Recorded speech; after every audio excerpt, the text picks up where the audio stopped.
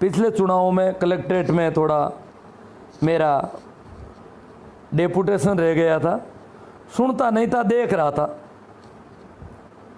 बहुत कम सुन पा रहा था उन दिनों।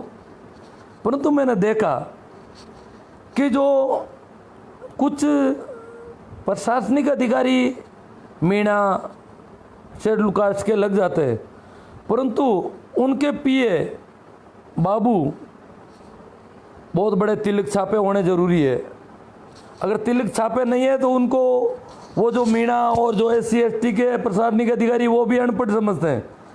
जिस बाबू के चंदन के तिलक नहीं है उस बाबू को चपरासी से नीची हैसियत हो जाती है। मेरी स्कूल के जो चतुर्थ श्रेणी कर्मचारी थे वो उनका भी डेपुटेशन था, वो चंदन के तिलक लगाते हैं। मैंने पूछा ये कि आपको पता नहीं है कि हमारे SDM साहब, मेरा भी उनका भी डेपुटेशन था, तो ये चंदन का तिलक है तो मैं चपरासी हूँ तो ठीक ढंग से बात करते हैं। अगर चपरासी चंदन का तिलक लगा लेता है तो वो बाबू से बड़ी हैसियत कर लेता है, और नहीं लगाता है तो उसको इस प्रकार बुलाया जाता है जैसे कोई कुत्ते की तरह उसको फटकारा जाता है बात बात पर। तो वो मेरे जो OBC के थे, जाटी थे, वो चतुर्थ श्रेणी कर्मचारी, परंतु वो चंदन का तिलक इसलिए लगाते थे। मुझे बताया कि एक दिन तो मेरे टिप्पन में से SDM साहब ने कहा कि सब्जी मेरे टिप्पन में डाल दो थोड़ी, क्योंकि चंदन का तिलक था इसलिए। और चंदन का तिलक नहीं होता तो सारा जो काम करना होता है 4th क्लास को, वो सारा उनको ही करना होता है जिनके चंदन के तिलक नहीं है। इस प्रकार मैंने देखा SCM SDM सारे कार्यालयों में ऐसा ही मामला था। मेरा एक मित्र कलेक्ट्रेट के जो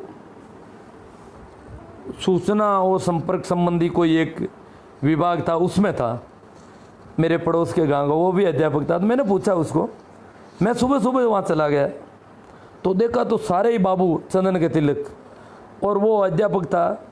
तो मैंने पूछा कि ये सारे चंदन के तिलक वाले, कि ये सारे ब्राह्मण नहीं है? ये चंदन के तिलक लगाने पर कलेक्ट्रेट में आदमी की इज्जत बढ़ जाती है। मैंने कहा आपने नहीं लगाया कि यार मेरे से तो नहीं लगाया जाता, थोड़ा काम ज़्यादा करना पड़ता है, चंदन का तिलक नहीं होता तो, और चंदन का तिलक होता है फिर उनको मामला कुछ अलग होता है। तो ये ऐसा आरक्षण कलेक्ट्रेट में, तहसील में, SDM में, पंचायत समिति में, सभी जगह ऐसा ये जो परंपरागत आरक्षण है उसका बोलचाला है। हमारे एजुकेशन डिपार्टमेंट में पहले बहुत बड़ा बोलबाला होता था। हाँ, व्यापार में सारा धन, मिल मालिक कौन है, बड़े बड़े हवाला कारोबारी कौन है, औद्योगिक घराने कौन है, ब्लैक मनी सबसे ज़्यादा कौन इकट्ठी कर रहा है इस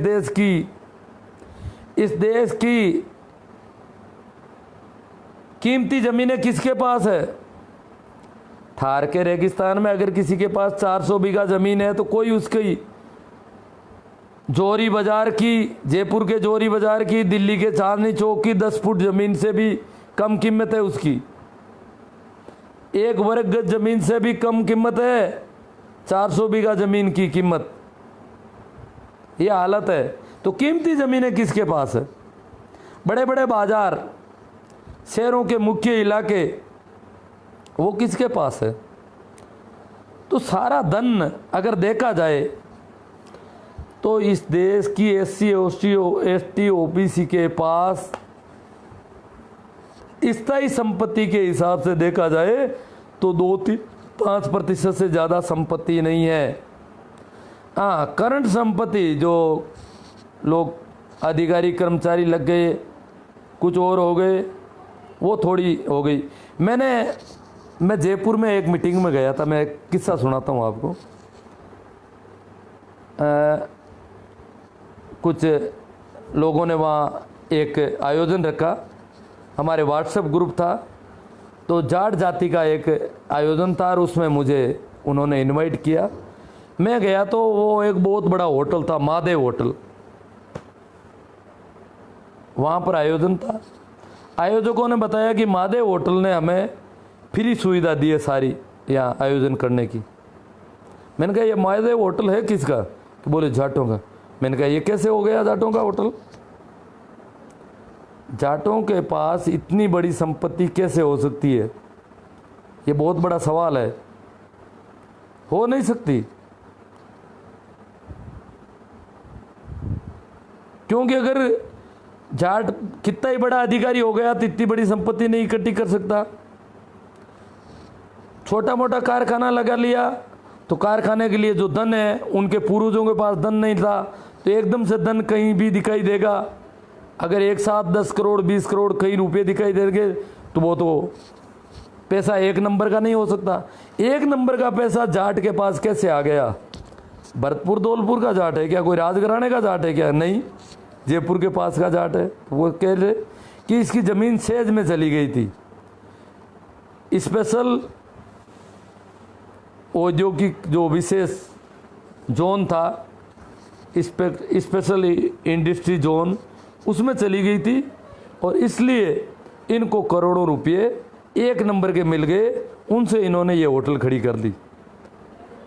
तो मेरा अचंभा तब जाके पूरा हुआ कि ये जो राजस्थान में खेती करने वालों को उनके खेत जिन लोगों ने दिलवाए थे, उनकी वजह से इनके पास थोड़ी बहुत संपत्ति हुई है। वो खेत जो शहरों के पास कीमती ज़मीनें हो गई, उसकी वजह से।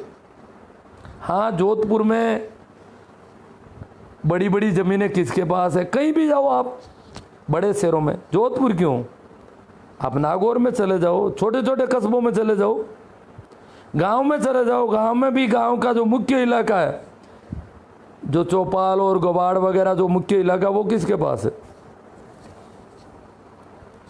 तो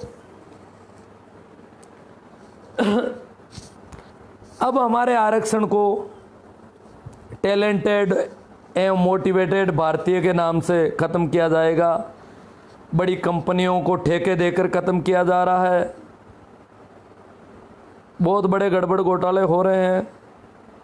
उस पर अगर हम समय रहते सचेत नहीं हुए, हमें ये समझ में नहीं आया कि आरक्षण नहीं है, आरक्षण होना ही नहीं चाहिए। ये प्रतिनिधित्व मिलना चाहिए। इस देश की पूरी आबादी को शासन में, प्रशासन में, सब जगह प्रतिनिधित्व मिलना चाहिए। एक वीडियो आया था थोड़े दिनों पहले, एक टीवी ने जारी किया था। उससे आरटीआई से सूचना मिली थी कि देश के 40 केंद्रीय विश्वविद्यालय जो अभी संचालित है, प्रस्तावित अलग चल रहे हैं, संचालित 41 केंद्रीय विश्वविद्यालय हैं, उनमें ओबीसी का एक भी प्रोफेसर नहीं है, एक भी एसोसिएट प्रोफेसर नहीं है। सभी 40 केंद्रीय विश्वविद्यालय इस देश के सबसे बड़े विश्वविद्यालय है, जहां से सारी सत्ता निकलती है। बड़े विश्वविद्यालय हैं, तो उन विश्वविद्यालयों में ओबीसी का एक भी प्रोफेसर क्यों नहीं आया? इंटरव्यू सिस्टम में मुझे एक आर्मी मैन ने बताया था कि हमारे सारे अधिकारी ग्रामीण भूमि का, कोई आदमी आर्मी में अधिकारी नहीं बन सकता। सिपाही सारे ग्रामीण और अधिकारी, क्योंकि इंटरव्यू सिस्टम में ग्रामीण मानसिकता वाले लोगों को अलग छांट दिया जाता है, शहरी मानसिकता वालों को ऑफिसर बना दिया जाता है। ग्रामीण मानसिकता वाले उनके सैल्यूट लगाने के लिए खड़े रहते हैं आगे। तो इसी प्रकार सभी केंद्रीय विश्वविद्यालयों के हजारों प्रोफेसरों में एक भी ओबीसी एससी एसटी का, ओबीसी का नहीं, एससी एसटी तो आरक्षण की वजह से प्रमोशन में आरक्षण है एससी एसटी के। ओबीसी को आरक्षण मिले 28 साल हो गए, परंतु प्रोफेसर किसी को नहीं बनने दिया। आज भी इतने केंद्रीय विश्वविद्यालयों में, बड़े बड़े केंद्रीय विश्वविद्यालय, डीयू, जेएनयू, किशनगढ़ जो राजस्थान का भी केंद्रीय विश्वविद्यालय, इस प्रकार राजस्थान में एक केंद्रीय विश्वविद्यालय, एक गुजरात में है, तो अलग अलग हर एक स्टेट में, लगभग बड़े स्टेट में एक एक विश्वविद्यालय है। तो ये बहुत बड़े विश्वविद्यालय हैं जहाँ पर हजारों प्रोफेसर हैं, उनमें एक भी ओबीसी का नहीं, क्योंकि ओबीसी को आरक्षण नहीं। तो मैं क्या है कि उन्हीं दिनों एक प्रोफेसर से मेरा मिलना हुआ, एक मीटिंग थी हमारी, उसमें वो प्रोफेसर भाषण दे रहे थे किसानों के पक्ष में। तो मैंने समझा कि ये शायद कोई किसान है, कोई गुजर है, कोई जाट है, कोई माड़ी है, कोई बिश्नोई है, इनमें से कोई होंगे। तो वो किसानों के साथ जो दुर्व्यवहार हो रहा है इस देश पे, उस पर उस काफ़ी बोले, सामाजिक शोषण, राजनीतिक शोषण। उनका भाषण खत्म हुआ, कार्यक्रम खत्म हुआ, तो मैंने उनका फ़ोटो ले लिया था। उनका चेहरा मैंने, जब हम भोजन कर रहे थे तो मैंने उनको ढूंढ निकाला, जाके उनसे बोला, कम सुन रहा था फिर भी मैंने कहा, भाई साहब आपने वो भाषण दिया था क्या? हाँ। तो आपने बताया था कि मैं सेंट्रल यूनिवर्सिटी में प्रोफेसर हूँ। कहाँ हूँ? तो एक टीवी न्यूज़ चल रही है, आरटीआई की अखबारों में भी खबर आई है कि सेंट्रल यूनिवर्सिटी में पूरे भारत में कहीं पर भी ओबीसी का कोई प्रोफेसर नहीं है। उन्होंने बोला मैं तो मीणा हूँ, मैं एसटी के आरक्षण की वजह से हूँ, ओबीसी का कोई प्रोफेसर अभी तक नहीं है। मैंने कहा क्यों नहीं है? कि बोले हम लोगों को आरक्षण है इसलिए हमें तो प्रोफेसर बना दिया जाता है।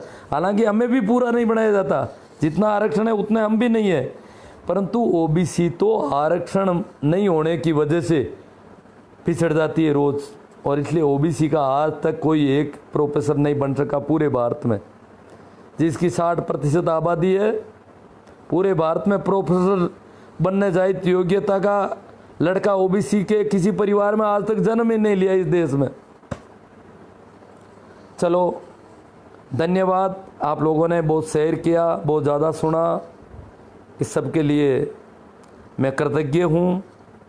ये विचार ज़्यादा से ज़्यादा लोगों तक पहुँचे, इसके लिए आप ज़्यादा से ज़्यादा इस पोस्ट को शेयर करें तो और अच्छा रहेगा। इस पर कमेंट करें। धन्यवाद। इतना